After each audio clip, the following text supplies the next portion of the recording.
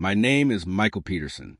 I'm 34 years old, and I work as a senior software engineer at a tech company here in Seattle, Washington. I've always been methodical, detail-oriented, and fiercely loyal to the people I care about. For 5 years, I thought I'd found my life partner in Laura Cooper. We've been living together in our Capitol Hill apartment for 3 years, splitting the $4,600 monthly rent down the middle. I was ready to marry this woman. Hell, I'd already dropped over $29,000 on what I thought would be our dream wedding. Laura worked at a boutique marketing agency downtown handling campaigns for local restaurants and startups. She made decent money, around $75,000 a year, but nothing compared to my software engineer salary of $162,000. I didn't mind. I loved her ambition, her creativity, the way she'd get excited talking about her latest client's brand strategy over our Sunday morning coffee at Victrola on Pine Street. But something changed about 8 months ago, back in January 2025. If you enjoy stories of cold-blooded revenge and gripping plot twists, like this video and subscribe to the channel now. There are brand new unreleased stories here every day, each one more intense than the last. It started small. Laura became glued to her iPhone 16, constantly texting during dinner, claiming it was urgent work stuff. She'd leave early for the office and come home after 9 p.m. exhausted and irritable. When I'd suggest we grab dinner at our favorite spot, Canlis or catch a Mariners' game, she'd say she was drowning in this new project and needed to work weekends, too. I'm not the jealous type. Never have been. But when your girlfriend of 5 years suddenly treats her phone like it's classified government intel, you start paying attention. She'd angle the screen away from me, take calls in the bathroom, and jump whenever a notification came through. Still, I gave her the benefit of the doubt. The marketing world can be demanding, especially in a competitive city like Seattle. Then my buddy Jake texted me something in mid-March that made my blood run cold. Dude, I think I saw Laura going into the Fairmont Olympic Hotel with some older guy around lunchtime. They looked close. The Fairmont Olympic, that is $600 a night hotel downtown. Not exactly where you'd have a business lunch, unless you were trying to impress someone very important or hide something very personal. When I casually asked Laura about her day that evening, she mentioned grabbing a quick sandwich at her desk and working through lunch. No mention of any hotel meeting. No mention of any client entertainment. Just another lie added to what I was beginning to realize was a growing pile of deception. That's when I decided to stop being the trusting boyfriend and start being the observant engineer. I didn't confront her. I didn't accuse. I simply began to document everything with the same methodical approach I used to debug complex code problems at work. And what I discovered over following 2 weeks would shatter everything I thought I knew about the woman I was planning to marry. The next morning after Jake's text, I started my investigation the way any good software engineer will, by gathering data. Laura had an old iPhone 14 that she'd upgraded from in early 2025, but it was still logged into our shared iCloud account. She'd forgotten about it, and honestly, so had I until that moment. The device was sitting in our bedroom drawer, and when I powered it up, it automatically synced her recent messages. What I found made my stomach drop. Hundreds of texts between Laura and someone named Paul H. dating back to January 2025. The early messages were professional enough. Discussions about campaign deadlines, client feedback, the usual work stuff. But by February, the tone had shifted completely. Can't wait to see you tonight. Same room from Paul. I'll be there by 7. Michael thinks I'm working late again. From Laura, you look incredible in that red dress. Keep it for next time. From Paul, I feel terrible lying to him, but I can't stop thinking about you. From Laura, I sat there in our living room scrolling through months of betrayal, feeling like someone had punched me in the chest. Paul H. That had to be Paul Harrison, her boss at the agency. I'd met him twice at company parties. A smooth-talking guy in his early 50s, always wearing expensive suits and talking about his weekend trips to his cabin in the San Juan Islands. He was married with 2 teenage kids. His wife seemed nice enough. One of those put-together suburban moms who drove a white Tesla Model Y and posted Instagram photos of their family hiking trips. But the messages revealed a different side of Paul Harrison.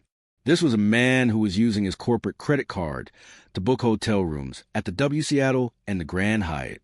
A man who was buying my girlfriend expensive gifts and paying for her Uber rides across town. A man who had been systematically seducing his employee while maintaining his perfect family man facade. The evidence was overwhelming. Screenshots of dinner receipts from high-end restaurants like the Metropolitan Grill and Allura, places where a single meal cost more than Laura and I would spend on groceries in a week. Photos she'd send him wearing lingerie I'd never seen before. Calendar invites for client meetings that I now realize were rendezvous appointments. One message thread from early March made everything crystal clear. My wedding is in 6 months. Laura had written, "I know we'll figure something out. Maybe after you're married, it'll be easier to get away." Paul replied, "I can't keep doing this to Michael. He's a good guy. But you're not going to stop, are you?" "No, I can't. I need this." That last line hit me like a freight train. She needed this. Not him, not the affair, but the lifestyle he provided, the expensive dinners, the luxury hotels, the designer gifts. She was planning to marry me for stability, while keeping Paul around for excitement and financial benefits. I spent the next week methodically documenting everything. I took screenshots, saved emails, and even discovered that Paul had been using his company's expense account to fund their affair. As someone who works in tech, I knew these kinds of financial improprieties could get both of them fired. But I wasn't ready to play that card yet. Laura had no idea I knew anything. She continued her routine of fake late nights and mysterious phone calls. She even had the audacity to show me a new Apple Watch Ultra 2, claiming she'd won it in some company raffle. I smiled and congratulated her, all while knowing Paul had bought it for her at the University Village Apple Store for $799. The irony wasn't lost on me. She was showing off a gift from her lover while planning our wedding. The breaking point came when I discovered they had a regular Thursday night arrangement at the Fairmont Olympic. Same room, same time every week since February. Laura would tell me she had a standing client dinner those nights. I verified this by checking our shared Google Calendar. She'd even created fake entries for Morrison account dinner to cover her tracks. That's when I realized this wasn't just a fling or a moment of weakness. This was a calculated, ongoing deception that had been happening right under my nose for most of our engagement period. She was living a double life, and she was damn good at it. But here's the thing about being methodical. It gives you options. And I was about to exercise the nuclear option at the worst possible moment for both of them. Our rehearsal dinner was scheduled for Friday night, August 29th, at Salty's on Alki Beach with a perfect view of the Seattle skyline. 72 guests were confirmed, including Laura's entire family, my parents and siblings, our wedding party, and several colleagues from both our jobs. Paul and his wife Rebecca were invited, of course, since he was Laura's boss, and we needed to maintain professional relationships. I'd reserved the Duwamish room, which could comfortably accommodate our group with panoramic water views. I had 24 hours to decide how I wanted to handle this. I could confront Laura privately, call off the wedding quietly, and try to salvage some dignity for both of us, or I could let everyone know exactly who they were celebrating. The engineer and me chose the most efficient solution. Friday evening arrived with typical Seattle weather, a light drizzle that made the city lights reflect beautifully off Elliott Bay. Salty's was packed with our guests, everyone dressed up and excited for what they thought would be a celebration of love and commitment. The Duwamish room was perfect for our group, with floor-to-ceiling windows overlooking the water and downtown skyline. I arrived early, wearing my best navy suit and a smile that felt like it was carved from stone. Laura looked stunning in a black cocktail dress, probably another gift from Paul, though she told me she'd bought it at Nordstrom Rack. She was glowing, playing the perfect bride-to-be, accepting congratulations and compliments from family members who had flown in from as far as Chicago and Phoenix. Paul and Rebecca Harrison arrived fashionably late, around 7:30. He was wearing what looked like a $2,500 Tom Ford suit, his silver hair perfectly styled, exuding that confident executive charm that had probably seduced half the women in his office over the years. Rebecca looked elegant in a wine-colored dress, her blonde hair, and a sophisticated updo. She was carrying a Chanel purse that probably cost more than most people's monthly mortgage payment. I watched Paul greet Laura with a professional handshake and polite smile, the picture of appropriate workplace boundaries. But I caught the way his eyes lingered on her, the slight brush of his fingers against her wrist. Rebecca was completely oblivious, chatting with my mother about their recent vacation to Maui. The first hour went smoothly. Cocktails flowed, appetizers were passed around, and everyone was having a great time sharing embarrassing stories about Laura and me. My best man, David, gave a hilarious speech about our college days at University of Washington. Laura's maid of honor talked about their friendship since high school. It was everything a rehearsal dinner should be: warm, funny, and full of love.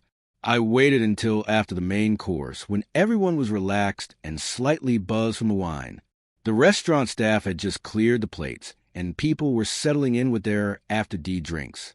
That's when I stood up and tapped my wine glass with a fork. "Excuse me, everyone," I said, my voice carrying clearly across the room. "I'd like to say a few words before we wrap up tonight."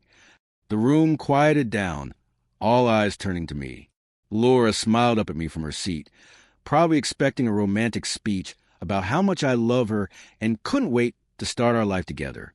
Paul was leaning back in his chair, looking comfortable and unsuspecting. "First, I want to thank everyone for being here tonight." I began pulling out my phone. "It means the world to Laura and me that you've traveled from all over the country to celebrate with us. I also want to thank Paul Harrison, Laura's boss, for being such a generous mentor to her over the past 8 months." Paul's smile flickered slightly. Rebecca looked pleased, probably thinking I was acknowledging her husband's professional support. In fact, Paul has been so generous that I thought everyone should know just how much he's invested in Laura's career development. I opened my phone to the screenshots I prepared. For instance, last Thursday night, when Laura told me she was working late on the Morrison account, Paul was actually treating her to a very expensive dinner at the Metropolitan Grill. The room started to feel the shift in energy. A few people looked confused. Laura's face went pale. Now, that might seem like normal client entertainment, except the Morrison account doesn't exist, and they weren't discussing business. I began reading directly from my phone. Paul texted Laura at 6:15 p.m., "Can't wait to have you to myself tonight. Same room after dinner." And Laura replied, "I hate lying to Michael, but I can't resist you." The silence was deafening. You could hear the rain hitting the windows and the distant sound of traffic on Ollie Avenue. Laura's hand flew to her mouth. Paul's face had gone ashen. "Oh, but it gets better," I continued, my voice steady and calm. "Here's one from July. That lingerie you bought me is perfect. Michael has no idea where it came from." And Paul's response, "Anything for my favorite employee. Can't wait to see you wear it tomorrow night at the Fairmont." Rebecca Harrison's wine glass slipped from her hand and shattered on the floor. The sound seemed to break everyone out of their shock. Laura's mother gasped. My father looked like he wanted to crawl under the table. "Michael, stop." Laura whispered, tears streaming down her face. "Why should I stop?" I asked, looking directly at her. "We're among family and friends. Shouldn't they know who they're really celebrating tomorrow?" I turned back to my phone. Here's my personal favorite from just 2 weeks ago. "I can't wait to marry Michael. The financial security will be perfect, and then we can be even more discreet about our arrangement." That last one was a nuclear bomb. The room erupted in gasps and shocked murmurs. Laura buried her face in her hands and started sobbing. Paul finally found his voice. This is completely inappropriate," he stammered, standing up from his chair. "These messages are taken out of context. This is a private matter between colleagues that's been misinterpreted." "Misinterpreted?" I turned to face him directly. "Which part is misinterpreted, Paul? The 8 months of hotel receipts charged to your corporate card, the Uber rides you paid for to shuttle my fiancée to your secret meetings, or the Apple Watch you bought her that she claimed was a company raffle prize?" Rebecca Harrison suddenly stood up, her chair scraping loudly against the floor. Her face was white with fury. "You son of a bitch," she hissed at her husband. "You lying, cheating son of a bitch." She grabbed her purse and walked out without another word, her heels clicking sharply against the hardwood floor. The sound of the front door slamming echoed through the restaurant. Paul looked around desperately, seeing the disgust and judgment on every face in the room. "Rebecca, wait," he called out, but she was already gone. He turned back to me, his composure completely shattered. "You have no right to destroy my marriage over a misunderstanding." "The only thing I destroyed," I said quietly, "was a lie you two have been living." Laura finally looked up from her hands, mascara streaming down her cheeks, and tried to salvage what was left of her dignity. "Michael, please. We need to talk about this privately. This isn't fair to our families." "Fair?" I asked, my voice still perfectly controlled. "You want to talk about fair? Was it fair when you spent 8 months planning our wedding while sleeping with your boss? Was it fair when you let me pay for the entire $32,000 reception while you were getting designer gifts from another man? Was it fair when you looked me in the eye every morning and told me you loved me while planning to continue this affair after our marriage?" My mother was crying quietly. Laura's father, a proud man who'd driven up from Portland for the weekend, looked like someone had punched him in the gut. The entire wedding party sat in stunned silence, their celebration completely shattered. "I need everyone to understand something," I continued addressing the room. "I didn't discover this affair yesterday or last week. I've known for 2 weeks. I've had time to process this, to be angry, to be hurt, and to decide how to handle it. I chose to wait until tonight because I wanted everyone who cares about Laura and me to understand exactly why there won't be a wedding tomorrow." Paul made one last desperate attempt to control the narrative. "Look, Michael, you're clearly upset and you have every right to be, but destroying people's marriages and careers over a workplace relationship that got out of hand isn't going to solve anything." Workplace relationship. I pulled up another screenshot. "Is that what you call it when you text my fiancée, tell Micah you're working late?" I booked the penthouse suite at the Grand Hyatt for the whole weekend. "Packed the black dress I bought you." I looked directly at Paul. "That was sent 3 days ago."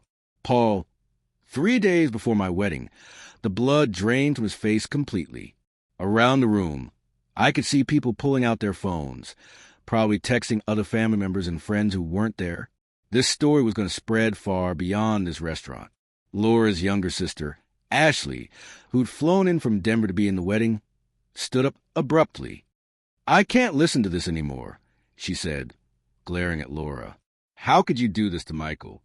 How could you do this to all of us?" She grabbed her purse and headed for the door. I'm not standing up in a wedding that's built on lies.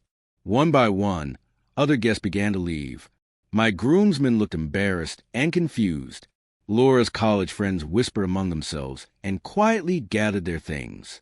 Within 20 minutes, what had been a room full of 72 celebrating guests had dwindled to maybe 15 people, mostly immediate family who felt obligated to stay. Paul realized his career was probably over. In Washington state, companies take sexual harassment and workplace misconduct very seriously, especially when corporate funds are involved. He knew the screenshots I had would be enough to get him fired and potentially blacklisted from the marketing industry in Seattle. He made one final plea. "Michael, I understand you're angry, but think about what you're doing. You're destroying more than just Laura and me. You're hurting innocent people. My children, my wife. Your wife and children were being hurt every time you checked into a hotel with my fiancée." I replied. "The only difference is now they know about it.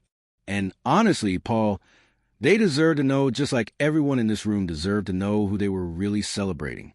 I put my phone away and looked around at the remaining guests.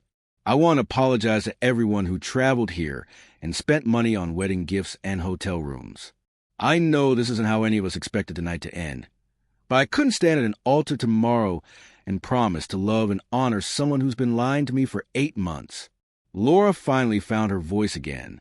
"Michael, I know what I did was wrong, but we can work through this. I love you. I was going to end things with Paul after the wedding. I got caught up in something I couldn't control."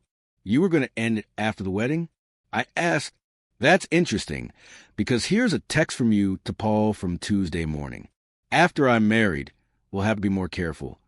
But I'm not ready to give this up. Michael will never suspect anything once we're settled into married life." That final revelation broke whatever was left of Laura's composure. She started sobbing uncontrollably, her shoulders shaking. Her mother tried to comfort her, but even she looked disgusted and disappointed. I stood up and straightened my jacket. I'm going home to pack Laura's things. I'll have them ready for pickup tomorrow. The wedding is obviously canceled. I've already called the venue and the vendors. Most of them were understanding about the circumstances. As I walked toward the door, my father caught up with me. "Son, are you okay?" "Yeah, Dad." I'm actually relieved. Better find out now than after 10 years of marriage and 2 kids. I drove home to the Seattle drizzle, feeling lighter than I had in months. The apartment felt peaceful, without Laura's deceptive energy filling it. I spent the evening packing her belongings methodically, the same way I documented her affair. It's been 3 weeks since that night at Salty's, and the aftermath has been exactly what I expected. Paul Harrison was fired from his position after the company launched an internal investigation into his expense reports and workplace conduct. His wife Rebecca filed for divorce immediately, and from what I heard through mutual connections, she's taking him for everything he's worth. Laura moved back to Portland to live with her parents while she looks for work. Her reputation in Seattle's tight-knit marketing community is destroyed. Apparently, she tried to spin the story as a complicated situation, but the screenshots had already made their rounds through social media and professional networks. As for me, I've been fielding job offers from tech companies in other cities. Austin looks particularly appealing. No state income tax, booming tech scene, and 1,500 M away from this mess. I'm planning to make the move by the end of the year. I learned something important that night at Salty's. The truth doesn't need to be shouted to be heard. Sometimes the most devastating revenge is simply letting people's own words and actions speak for themselves in front of the right audience. Today, I'm grateful I discovered who Laura really was before I signed a marriage certificate. Some people might say I was cruel to expose him so publicly, but I sleep well knowing I saved myself from years of lies and potentially saved Rebecca Harrison from more years of unknowing betrayal. The best revenge isn't always elaborate or dramatic. Sometimes it's just refusing to let liars control the narrative of your life. If you enjoyed this story, like this video and leave a comment telling me what you thought. And if you're not already subscribed to the channel, please subscribe and hit the notification bell to get alerts about new stories like this one. Thanks for watching, and I'll see you in the next one.